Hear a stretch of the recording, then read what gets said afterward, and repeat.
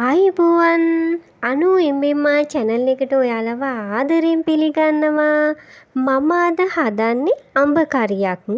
කිරි එකතු කරන්නේ නැතුව දවස් 2-3ක් කල් තියාගෙන කන්න පුළුවන් විදිහට තමයි හදන්නේ.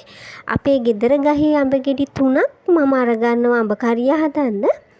අපි දැන් අඹ ටික කපා ගමු. මම හොඳට හොදලා තමයි අඹ ටික කපා ගන්නේ.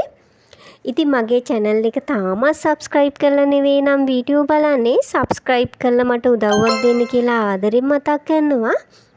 ඉතින් ඔයාලා දාන like එක comment එක ගොඩාක් වටිනවා. ඒ නිසා like එකක් comment එකක් දාන්නත් කියලා ආදරෙන් ඉල්ලනවා. ඔයාලා කැමති හැඩයකට අඹ ටික කපා ගන්න.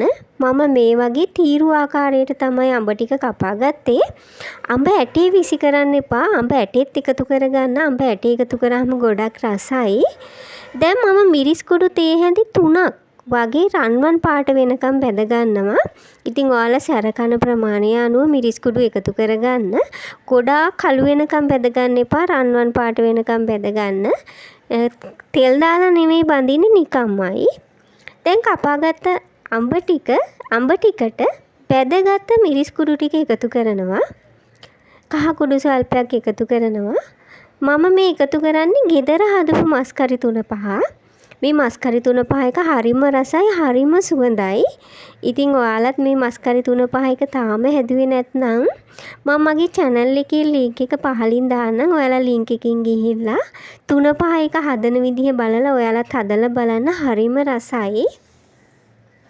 දැන් ලුණු සල්පයක් එකතු කරලා හොඳට පහේ වර්ග ටික අඹ කෑලි වල දැවටෙන ආකාරයට මිශ්‍ර කරගන්නවා.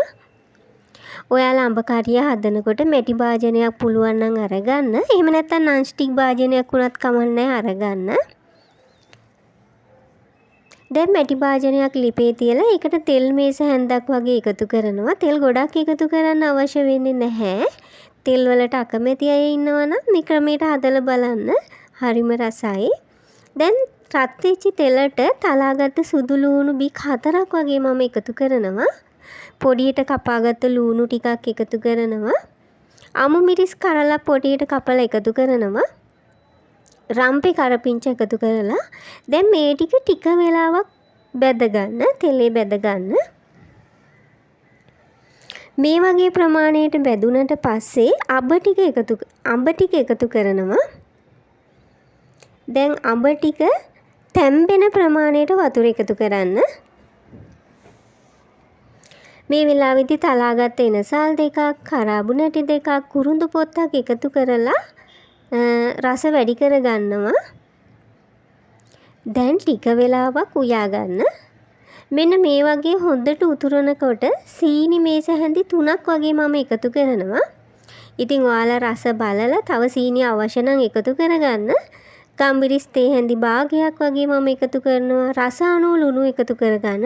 ලුණු කලිනුත් එකතු කරපු නිසා ලුණු රස අනුව එකතු කරගන්න බලලා.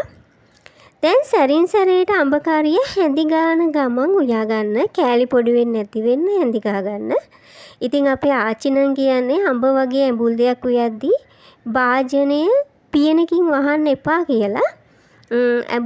අපි අඹ කරිය වගේ දෙයක් හදනකොට අපි පියන වහලා උයනකොට එයාලා හිතන්නේ, එයාලා විශ්වාස කරන්නේ ඇඹුල් ගතිය වැඩි වෙනවා කියලා. ඉතින් එක එක්කෙනාගේ විශ්වාසනේ. ඉතින් ඒකේ විද්‍යාත්මක පදනම නම් මම දන්නේ නැහැ. ඉතින් මමත් උයන්නේ අපේ ආච්චි කියලා දුන්න විදිහටම තමයි පියන වහන්න නැතුව සැරින් සැරේට කලවම් කරමින් උයා ගන්නවා. දැන් හරි අඹ කරිය උයාගෙන ඉවරයි. හරිම සුවඳයි. ඒ වගේම හරිම රසයි. මං කෑල්ලක් කාලා පෙන්නනම් ඔයාලට. හරිම රසයි මේ බලන්න. ඉතින් ඔයාලත් අදම හදලා බලන්න. ඒ වගේම කමෙන්ට් ටිකක් දාන්නත් අමතක කරන්න එපා. තවත් රසවත් රෙසිපි එකක් අරන් එනකන් ඔයාලා පරිස්සමින් සතුටින් ඉන්න.